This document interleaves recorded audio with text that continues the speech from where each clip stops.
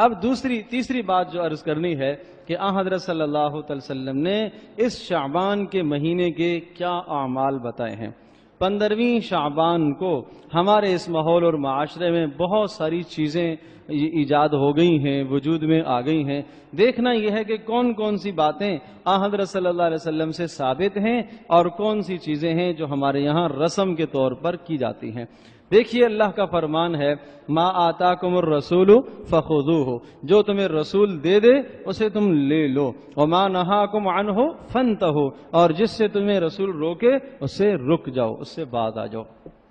اب 15ویں شعبان کو رسول پاک صلی اللہ علیہ وسلم نے کیا اعمال دیے ہیں؟ حضرت صلی اللہ علیہ وسلم سے 3 اعمال ثابت ہیں، اور یہ 3 اعمال مستحب کے درجے میں ہیں، فرض نہیں ہیں، واجب نہیں ہیں۔ کوئی کرے گا تو بڑا اجر ہے، نہیں کرے گا تو گناہ کی بات نہیں ہے۔ پہلا عمل رسول پاک صلی اللہ علیہ وسلم 15ویں شعبان کی رات کو حضرت صلی اللہ علیہ وسلم قبرستان میں تشریف لے گئے، جنت البقیع میں گئے، اور سنیے گا رسول پاک صلی اللہ علیہ وسلم اس رات کو پوری زندگی میں صرف ایک بار گئے، صرف ایک بار گئے۔ تو ہم کبھی چلے جائیں کبھی نہ جائیں، ہر سال جانے کا ضروری نہیں ہے۔ دیکھو جو چیز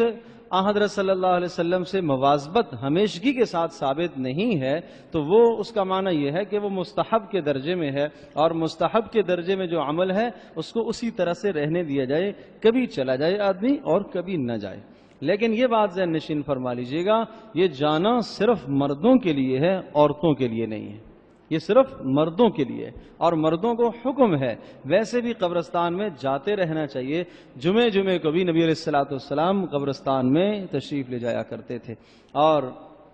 اس کے علاوہ بھی کبھی کبھی حضرت صلی اللہ علیہ وسلم قبرستان میں تشریف لے جایا کرتے تھے۔ رسول پاک صلی اللہ علیہ وسلم جب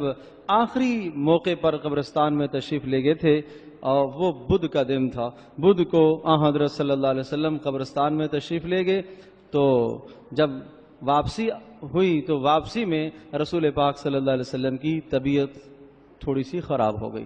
اور آہستہ آہستہ بخار آنا شروع ہوا۔ تو بدھ کے بعد پھر پیر کا جو دن تھا، اس پیر تک حضرت صلی اللہ علیہ وسلم باری باری ازواج مطہرات کے یہاں جاتے رہے۔ پھر پیر والے دن طبیعت زیادہ خراب ہو گئی تو حضرت صلی اللہ علیہ وسلم نے تمام ازواج مطہرات سے اجازت لے کر حضرت عائشہ رضی اللہ تعالیٰ عنہا کے یہاں رہنا پسند فرمایا۔ پھر آئندہ پیر کو رسول پاک صلی اللہ علیہ وسلم دنیا سے پردہ فرما گئے۔ تو بدھ کو بیماری کا آغاز ہوا تھا، پیر تک بیماری نارمل رہی،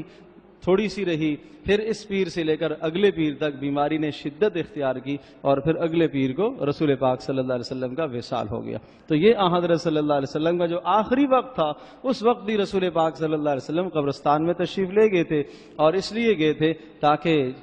وہاں بقی والوں کے لیے استغفار کرے۔ تو بڑا اجر ہے، جو قبرستان میں مدفون ہیں ان کے لیے آپ استغفار کیجئے، یہ بھی باعث خیر ہے، اور اپنے آپ کو بھی انسان مرنے کے لیے تیار رکھتا ہے، اور وہ سارے مناظر اور قبروں کی بوسیدگی دیکھ کر اپنی موت بھی یاد آتی ہے۔ اس لیے 15ویں شعبان کو قبرستان میں جانا مستحب ہے، لیکن عرض کر رہا ہوں فرض نہیں ہے، واجب نہیں ہے۔ اس وقت ہمارے ماحول اور معاشرے میں اس کا جو التزام ہے وہ ہم فرض سے بھی زیادہ اس کو اہمیت دیتے ہیں، اور خواتین کا جانا تو بالکل ہی جائز نہیں۔ آپ علیہ السلام کا فرمان ہے،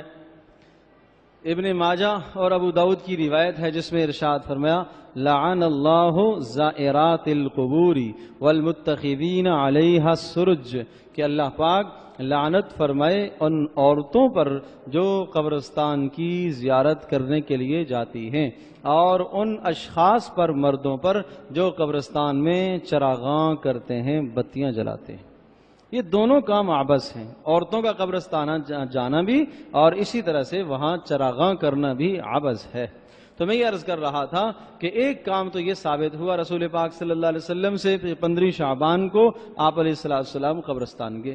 دوسرا کام یہ ثابت ہوا نبی علیہ السلام نے اس رات کو انفرادی طور پر عبادت کی ہے۔ تو معلوم یہ ہوا کہ انفرادی عبادت بھی ثابت ہے۔ انفرادی عبادت کا مطلب یہ ہوا کہ ہر آدمی اپنے گھر میں ہو کر اس رات کا قیام کرے، خیر کی بات ہے، عام دنوں میں تہجد پڑھتا ہے، اس دن میں ذرا زیادہ اہتمام کر لے، عام راتوں میں بھی تہجد کا اس کا اہتمام ہے، 15 شعبان کو ذرا زیادہ اہتمام کر لے، اس لیے کہ اس رات کی فضیلت تو بہرحال ہے کہ بہت سارے اعمال طے ہوتے ہیں اور بہت ساری رحمتیں اللہ پاک کی طرف سے اترتی ہیں، اور اسی طرح سے موت کے فیصلے ہوتے ہیں، رزق کے فیصلے ہوتے ہیں، اور اسی طرح سے پورے سال کی روزیاں تقسیم کر دی جاتی ہیں، موت کی فہرستیں دے دی جاتی ہیں، یہ مسائل اس رات میں طے ہوتے ہیں۔ تو اس لیے ارشاد فرمایا کہ رات کا قیام بھی بہرحال نبی علیہ الصلوۃ والسلام سے ثابت ہے، اس کے کرنے میں بھی کوئی حرج نہیں، لیکن وہ بھی انفرادی طور پر، اس کے لیے کوئی مخصوص عبادت نبی علیہ الصلوۃ والسلام نے نہیں بتائی کہ آپ نے 4 پڑھنی ہے یا آپ نے 6 پڑھنی ہے یا آپ نے ایک سلام کے ساتھ اتنی پڑھنی ہے اور ان میں فلاں فلاں صورت پڑھنی ہے۔ یہ تمام التزامات یہ ہم سب کے اپنے بنائے ہوئے ہیں، حضرت صلی اللہ علیہ وسلم سے ایسی کوئی بات ثابت نہیں ہے۔ تو جس طرح سے نبی پاک صلی اللہ علیہ وسلم سے ثابت ہے اسی طرح سے کیا جائے تو ہمارے لیے خیر ہے۔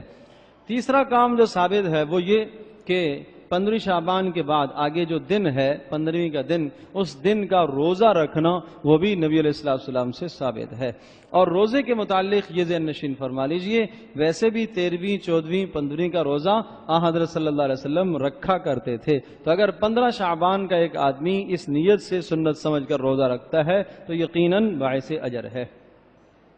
حضرت عائشہ رضی اللہ تعالیٰ عنہ ارشاد فرماتی ہیں کہ نبی پاک صلی اللہ علیہ وسلم رمضان المبارک کے مہینے کے بعد سب سے زیادہ جو روزے رکھتے تھے وہ شعبان میں رکھتے تھے، بہت زیادہ رکھتے تھے، اس لیے رکھتے تھے شعبان میں تسلسل سے رکھتے تھے تاکہ رمضان المبارک کے لیے عادی ہو جائیں۔